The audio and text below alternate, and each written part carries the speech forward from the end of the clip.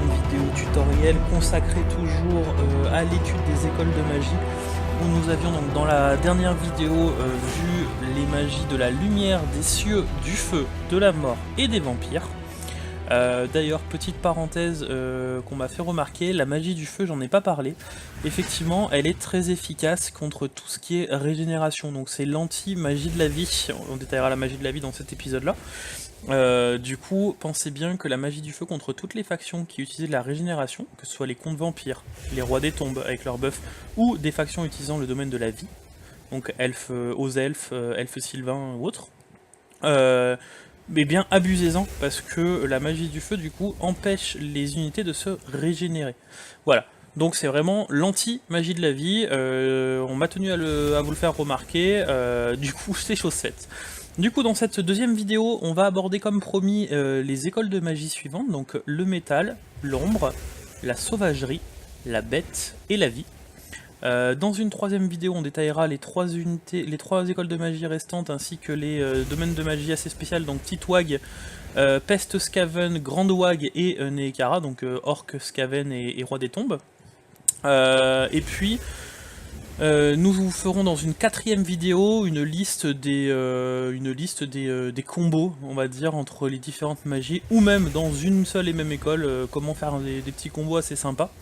Dans une quatrième vidéo. Donc on va commencer par le domaine du métal. Donc le domaine du métal, c'est un domaine qui est assez décrié par les pratiquants de Total War Warhammer 2, puisque c'est une école de magie qui est assez complexe à gérer, et en fait où on trouve des sorts qui sont on va dire moins bien et qui coûtent assez cher que pas mal qui sont moins bien que certaines écoles de magie. Mais finalement, bien utilisés, ils font la différence. Donc on va regarder un petit peu comment on peut tirer parti de cette école qui est assez spéciale. Alors, vous avez plusieurs sorts, vous en avez quelques-uns. En fait, ils sont utiles, le domaine du métal, il est très bien contre certaines factions en particulier. Donc le domaine du métal, vous l'avez avec la Norska, avec l'Empire, Balthazar Gate, et après vous devez l'avoir peut-être avec une autre faction dans laquelle j'ai oublié peut-être les peaux vertes, à voir, je m'en rappelle plus. Donc il faut savoir que elle se joue énormément sur l'armure, donc cette magie. Donc elle va être très efficace contre les nains et le chaos, et les Norska du coup. Donc une faction assez sympa pour l'Empire, parce que l'Empire, on va dire, au nord vous avez le chaos, à l'est vous avez les contes vampires, et vous avez les nains aussi qui sont pas loin. Donc pourquoi aussi les contes vampires? Pas du tout pour leur armure, mais on va voir par la suite pourquoi. Donc premier sort, eh bien ça tombe bien, c'est un debuff armure. Donc on voit bien que au niveau 1 on a moins 30 d'armure, on passe au niveau 2, ça nous enlève de moins 60 l'armure, et en plus l'effet est augmenté sur les personnes en armure. Ça tombe bien, c'est ceux qu'on va cibler. Le risque d'échec était toujours du coup inférieur à 50%, enfin, au moins égal à 50%. Il coûte pas très cher, hein, il coûte 4 et 6, donc un sort qui est relativement bien contre les unités qui possèdent du coup de l'armure, hein, tout simplement. Voilà, vous avez donc du coup en deuxième sort la main de plomb. Donc la main de plomb, et c'est là qu'on va commencer à voir, c'est des sorts qui... Alors ça c'est un sort qui est pas extraordinaire, c'est un sort de bombardement, qui fait pas beaucoup de dégâts, qui coûte un petit peu, il coûte 6 et 10, alors il fait des dégâts magiques. Donc ce qu'il faut comprendre, c'est pourquoi il fait pas de dégâts, parce que s'il est utilisé contre des troupes qui ne craignent pas bien la magie, automatiquement elle va faire de dégâts. Par contre, c'est assez bien contre tout ce qui est unité éthérée, du côté des contes vampires, donc les banshees, les spectres des cairns, et puis... j'ai oublié leur nom, c'est les unités éthérées, hein, tout simplement, les unités éthérées des contes vampires. Voilà, qui prennent bien les dégâts magiques. Donc voilà pour ce deuxième sort.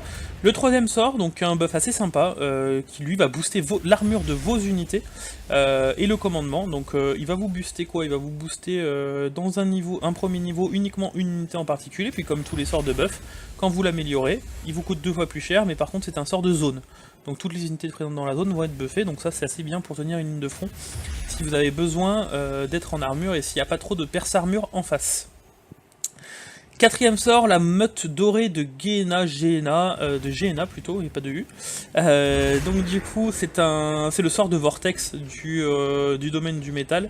Voilà, avec des esprits de la meute qui sont invoqués, qui vont aller dans n'importe quelle direction, vous pouvez pas la prévoir bien entendu, qui fait des dégâts aussi magiques, donc attention, par exemple contre des nains c'est pas très très efficace, et donc dégâts magiques, et donc assez sympa aussi pour tout ce qui est contre vampire.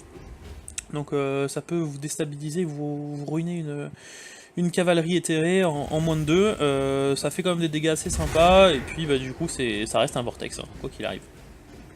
Il coûte relativement peu cher pour un vortex d'ailleurs, hein. Il coûte 9 de magie et 14 en étant amélioré, donc ça va. La transmutation en plomb, donc deuxième debuff de la magie du métal, donc il là va impacter donc l'attaque en mêlée et les dégâts des armes, alors au niveau 1 uniquement sur une unité, et au niveau 2 bah, toujours sur une unité, mais du coup augmenté sur les attaques en mêlée, donc ça veut dire que le sort de base ne dure que 38 secondes, donc il durera que 38 secondes sur les 50% du dégât des armes, et il durera 38 secondes, il durera plus, pardon, sur le malus d'attaque en mêlée. Donc assez sympa aussi quand vous avez deux monstres qui s'affrontent, et bah, du coup que vous voulez prendre l'ascendant, du coup ça peut être assez sympa. Par exemple si vous êtes avec la Norska et que vous voulez que votre Wyrm batte un dragon noir, bah, tout simplement vous débuffez le dragon noir en face, il perd 50% de dégâts des armes, bah, autant vous dire que ça peut... il passera de 500, 550 à 250, 275, donc... ça vous fera prendre un énorme avantage dessus, et puis le debuff d'attaque en mêlée aussi qui est non négligeable sur toutes les unités d'infanterie. Voilà, et pour le dernier sort, donc l'ultime transmutation, donc qui est un des sorts les plus chers du jeu. Donc qu'on va regarder, on regardera la petite vidéo juste après pour voir comment il doit être utilisé ce sort, parce que c'est vrai que si vous balancez sur une unité, vous allez vous dire mais... là je comprends pas trop, là je viens de balancer un sort qui coûte 18 et qui fait 0 dégâts, je comprends pas, rembourser quoi. Donc il faut pas le voir comme ça, il faut le voir en fait où, comme c'est indiqué, c'est efficace contre un seul guerrier. Donc en fait dans une unité, vous allez avoir une chance de tuer un guerrier au hasard. Enfin, chaque guerrier a une chance d'être tué, si vous voulez, mais du coup, ça cible une zone, donc le but c'est de paquer toutes les unités ennemies, et d'essayer de prendre en compte, enfin de prendre en considération le maximum d'unités dedans. C'est-à-dire que ne prenez pas uniquement des unités d'infanterie qui ont 100 unités, n'hésitez pas à mettre dans votre zone des héros ennemis, des seigneurs ennemis, des unités monstrueuses ennemies, parce qu'ils vont être impactés de la même façon que toutes vos unités ici. Là, chacune de vos unités a une petite chance de voir sa vie réduire énormément. Bah, ça va être pareil pour l'unité de monstrueuse, donc ça peut être vraiment sympa à utiliser contre, c'est ce qu'ils mettent, hein, efficace contre un seul guerrier, donc n'hésitez pas à paquer un maximum d'un seul guerrier si vous voulez dedans, donc un maximum de troupes, de régiments dans votre sort. Et surtout à ne pas balancer sur une seule unité comme c'est indiqué, puisque ce n'est pas du tout le but. Voilà, l'adversaire a une chance de résister aux dégâts, et ça cause des dégâts aux combattants, bon ça on l'avait vu, et en amélioré, donc ça passe de 18 à 28, donc énorme, et la durée est augmentée de 8 à 16 secondes. Voilà, donc on va voir tout ça tout de suite dans une vidéo de présentation. Voilà, donc nous voilà en direct de la vidéo avec la magie du métal, où nous avons donc du coup Balthazar Geist, ici, qui va donc du coup pouvoir tout simplement lancer des sorts. Donc on va voir du coup tout simplement l'ultime transmutation. Donc l'ultime transmutation, le sort dont on a parlé en dernier, qui est efficace uniquement en cas de regroupement d'unités. Donc on va voir que le seul cas entre guillemets où le sort est assez efficace. Donc on voit que là du coup les maraudeurs du chaos sont en train d'encercler nos armées de base, hein, de lanciers avec bouclier. Et du coup notre Balthazar Geist, c'est ce moment là qu'il va choisir du coup, voilà, pour relancer son ultime transmutation. Donc on va voir un peu les dégâts que ça fait aux unités.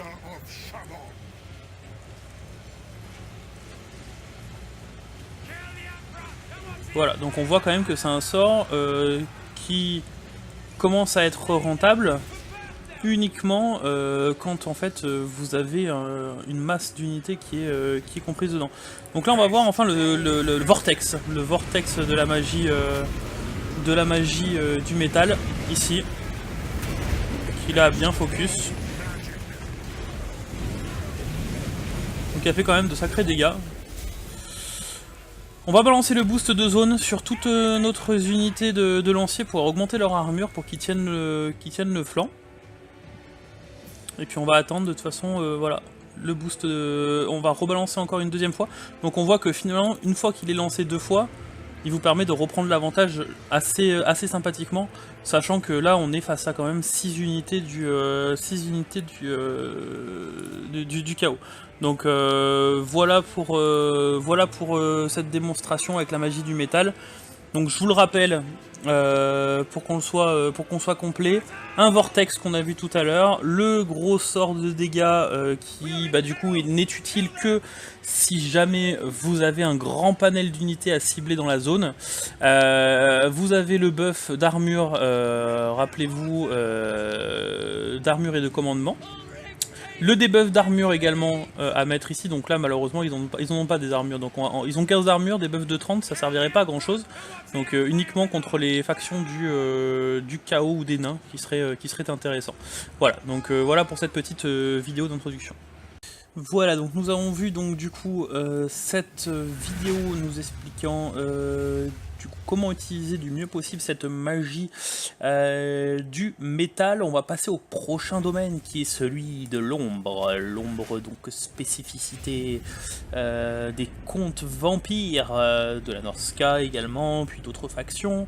Donc un domaine de l'ombre qui lui est assez complet contrairement à son prédécesseur du métal, puisqu'on va retrouver du buff, du debuff, du gros dégât, du dégât en directionnel, du dégât en statique et du dégât en semi-vortex. Pourquoi semi-vortex? On le verra tout à l'heure. Donc du coup, le miasme mystificateur de Melkos.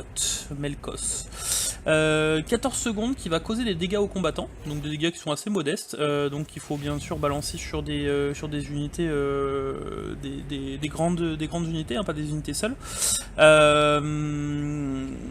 Il est faible contre un seul guerrier, et en plus il nous fait un petit debuff de vitesse. Donc, et ça, pensez-y, parce que du coup, quand vous prenez une petite charge de cavalerie, déjà ça va réduire du coup les points de vie des cavaliers qui vous foncent par les flancs, et leur vitesse, donc leur bonus de charge, sera directement impacté. Donc voilà, pensez-y, c'est assez sympa, un sort qui est correct, qui coûte pas très cher, 5, version améliorée à 8, pour une portée augmentée tout simplement, mais bon, voilà, 5 c'est vraiment correct pour un sort avec cet effet là. Un premier debuff, l'affaiblissement qui veut nous réduire l'attaque et la défense en mêlée d'une unité, donc super pour prendre l'avantage sur une ligne de front, il nous coûte 6, et puis du coup un durée d'effet augmenté, donc il est de 22 secondes, vous pouvez le booster jusqu'à 44 secondes pour un coup presque doublé, hein, puisque vous passez de 6 à 10, l'effet lui ne changera pas, et il est que du mono-cible, hein, comme ce debuff là. Donc du coup, assez sympa, hein, franchement, regardez quand vous êtes vraiment à la ramasse, 44 secondes, c'est presque la durée qu'il vous faut pour réduire le moral des troupes à 0. Il suffit de vous faire un petit peu assister par une unité d'archers derrière. Et le café est fait. Le flétrissement, deuxième debuff, un petit peu à l'image de la magie du métal. Alors ce qui est bien, c'est que vous avez de quoi réduire l'attaque, la défense, l'armure et le commandement. Donc pourquoi c'est assez complet? Parce que vous touchez plusieurs effets en fait, hein. Vous touchez plusieurs statistiques. Donc on le voit, en plus le sort est assez sympa, franchement. Ce petit flétrissement, donc moins 30 d'armure à l'unité sélectionnée, moins 8 de commandement, donc aussi pendant 40 secondes, c'est énorme. Et le must, donc il coûte 7, normal. Et le must, c'est que du coup, pour le double, vous le mettez en zone. Donc là, pour une ligne de front, carrément gagnée, hein, je vous le dis. Hein. Moins 30 d'armure et moins 8 de commandement, contre les Scaven, ça fait vraiment la diff. Bon, bah, l'armure après contre le chaos et les nains, bien entendu, hein, mais le commandement, déjà contre des factions qui n'en ont pas beaucoup, ça vous fait vraiment le café. Voilà donc pour ce troisième sort de la magie de l'ombre. Le quatrième sort, donc on a dit magie directionnelle. Vous le voyez dans mon intro celui-ci, et vous voyez un peu les dégâts qu'il fait, donc bon, lui il le balance pas comme il faudrait, puisque vous pouvez bien entendu le faire en complètement perpendiculaire à la façon dont il vient d'être lancé, et là donc du coup généralement il arrive quand vous avez deux unités, deux slots d'unités qui sont côte à côte, généralement ça touche les deux. Hein. Ça touche les deux et ça fait des dégâts qui sont relativement corrects, puisque de mémoire, voilà, on a vu ça a enlevé à peu près un tiers de vie à chaque unité dans l'intro. Alors je sais plus si dans l'intro il y a la vie, mais voilà, c'est des dégâts magiques, donc qui sont énormes, hein, on le voit. Enfin, c'est indiqué. Donc du coup, pensez-y, donc pas très utile contre tout ce qui est nain, hein, pareil, c'est du dégât magique, mais bon, tout ce qui craint la magie, abusez-en ce pendule du destin, parce que ben, quand en fait, alors, abusez-en quand aussi, il faut le savoir, c'est un sort que vous lancez également quand votre première ligne, votre frontline a complètement a attaqué celle de l'adversaire, et que les deux frontlines en fait sont en train de combattre, et que du coup les unités sont entre guillemets statiques de l'adversaire. Donc là vous balancez une belle petite directionnelle derrière les troupes ennemies en ligne droite, et là du coup vous faites des ravages sur les lignes ennemies, et le front est gagné aussi. Hein. Donc sincèrement, n'hésitez pas à le faire, c'est vraiment un super sort. Il coûte 13, version améliorée à 18, et du coup il fait des dégâts perforants. Donc dégâts perforants améliorés, c'est-à-dire que ça perfore aussi les armures, donc et pareil contre toutes les unités du coup, qui seront en armure, et ben très bon sort contre le chaos en fin de game ou autre, donc pareil, hein, c'est un très bon sort le pendule du destin, et son coût, mine de rien pour ce qu'il fait, est relativement correct. Voilà, on va passer au quatrième sort, les lames mentales d'Occam, donc sort de buff. Sort de buff, pareil, très late game, très bon. Plus 40% de dégâts des armes, plus 40% de perforation d'armure, donc très efficace également contre tout ce qui porte de l'armure, et puis même ce qui n'en porte pas, puisque des 40% de dégâts des armes pour booster vos monstres, c'est tout simplement énorme. Imaginez-vous un dragon boosté, ou même un Terror Gaze boosté, avec 40% de dégâts des armes, il a 500 de dégâts des armes, vous lui mettez du coup 40% en plus, ça fait presque 200, ça fait 200 à peu près, 200 de dégâtisation supplémentaire, il passe à 700 pour 28 secondes en niveau 1, et en plus il perfore pour 40% de dégâts supplémentaires en plus, c'est énorme. Il a du coup zone d'effet, et oui j'ai bien dit zone d'effet, donc c'est pour ça qu'il coûte assez cher, 18 pour tout ça. Donc pareil, si vous avez envie de prendre l'avantage sur un flanc, et que vous avez pas mal d'unités perce armure et vous jouez contre le chaos ou les nains, et ben du coup ça vous explosez la frontline adverse avec ce sort là. Dernier sort, l'abîme de Noirceur. Donc abîme de Noirceur, pourquoi je vous dis semi vortex, puisqu'il c'est un sort statique, mais qui va, voilà, on le voit en image ici, donc statique, qui fait des dégâts magiques aussi, donc attention, hein, fait efficace que contre les troupes sensibles à la magie, comme d'habitude. Donc là elle est immobile, voilà, immense zone d'effet immobile, donc elle ne bouge pas. Donc un vortex statique, et c'est pour ça que j'appelle ça un semi-vortex, puisqu'il ne bouge pas. Donc ça c'est pas mal non plus. Il perturbe les formations, donc ça c'est bien. Bon, bien pas bien, parce que généralement vous le lancez jamais sur une cavalerie en train de charger. Mais pas mal contre l'archerie. Du coup, ça les évitera de lancer leurs flèches, puisque ça les perturbera. Efficace contre les armures également. Alors, efficace contre les armures aussi. Et sachez que du coup, avec le bonus, vous avez les dégâts de perforation d'armure aussi. Donc c'est pareil, c'est des sorts qui sont assez late game. Ils coûtent que 13. Pas très élevé en niveau 1, 10 et 20 en niveau 2, donc on reste correct. Je vous rappelle qu'on vient de parler de la magie du domaine du métal qui coûtait 28 le dernier sort. Il est efficace contre les armures, agit sur les unités multiples, et du coup dégâts perforants augmentés pour le niveau 2. Donc pareil, bien envoyé contre des troupes en armure. Voilà pour tout simplement voilà pour le descriptif de ces 6 sorts de magie de l'ombre. On va les tester tout de suite dans une vidéo. Voilà, petite bataille démonstrative du coup de la magie de l'ombre, où l'on du coup on va voir les bienfaits de cette magie. On va du coup regarder comment ce combat, qui s'annonce totalement déséquilibré, hein, des furies contre des marteliers nains, peut se retourner en notre faveur grâce à la magie de l'ombre. Donc on attend la charge, et puis du coup on regarde le panel de sorts à notre disposition, hein, qu'on vient de détailler juste avant. Donc on a vu qu'on avait des sorts de buff et de debuff. Tout d'abord celui qui réduit de 30 l'armure et le commandement. Et puis du coup le pendule du destin, donc qui nécessite que les deux troupes ennemies est engagé les nôtres, donc pas pour le moment. On va booster donc du coup et débuffer l'ennemi. Donc tout d'abord On a dit réduire l'attaque en mêlée de ce côté-là, histoire de prendre l'avantage de ce côté. On va réduire l'armure et le commandement des marteliers en zone ensuite. Alors, après, jusque le temps que le sort se caste. Voilà, donc sort réduit pendant, on le rappelle, 40 secondes. Les troupes sont placées, donc on va pouvoir utiliser notre pendule du destin, qui, je vous rappelle, rend 2 à des dégâts perforants, donc on va placer correctement ici, et on va observer les dégâts du coup que cela va faire. Voilà, donc on a vu des dégâts qui sont relativement forts. Donc là, on n'a pas fini, on a le buff ici, en zone également, de 40 de puissance des armes et 40 de perforation d'armure, donc très utile contre les nains, hein, on l'a vu. Puisque du coup les dégâts qu'on va infliger sont des dégâts qui vont du coup être complètement nets, plus bruts. On va du coup utiliser également le miasme mystificateur pour du coup tout simplement prendre un petit peu cet avantage sur ce côté là, parce que ce côté là est largement notre avantage. Et je vous invite pour voir les bienfaits de cette magie là, et encore on n'a pas vu le vortex, hein. On n'aura pas assez de mana pour le voir. Je vous invite à faire cette bataille là sans magie, et vous allez voir ce que les furies vont prendre, hein. Donc là on attend encore un peu. Et on va récupérer du coup, là, ici, le buff d'attaque et de défense en mêlée qu'on va mettre sur eux.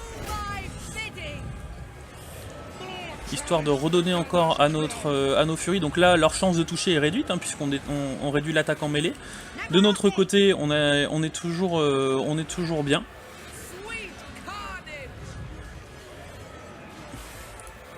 Et on observe. On va regarder, on va réduire encore le commandement ici, vous allez voir l'impact que ça va avoir, armure et commandement. Le commandement qui va prendre un coup. Voilà, vous voyez la petite barre qui descend. Petit à petit, l'armure qui descend également.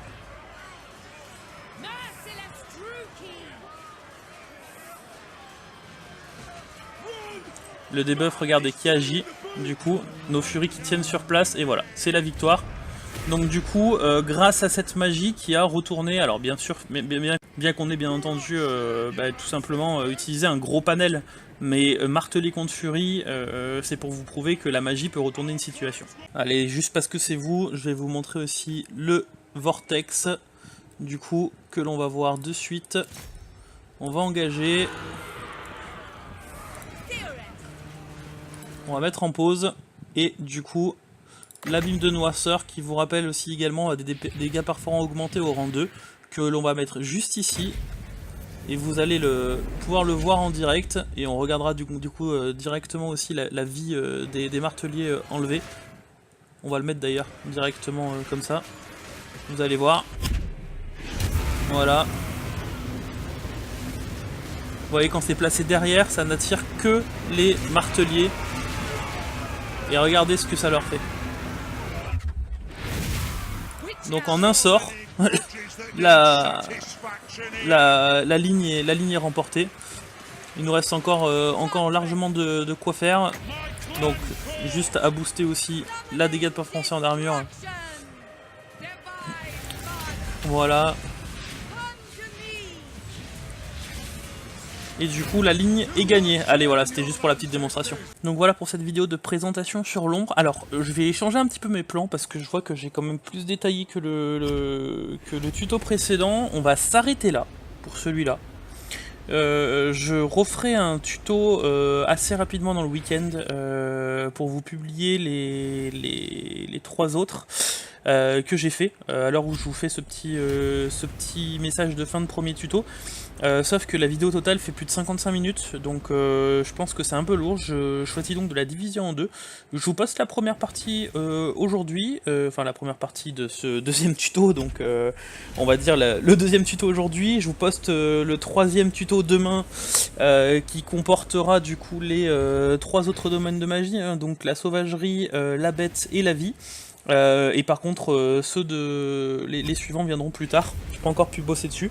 Donc voilà, n'hésitez pas à laisser un petit com sur le nouveau format, puisque là j'ai décidé de faire du temps réel, comme ça vous voyez bien les sorts que j'utilise, quand est-ce que je les utilise. Et puis bah, moi je vous souhaite à tous une excellente journée, et puis bah, je vous dis à demain pour la suite de ce tutoriel.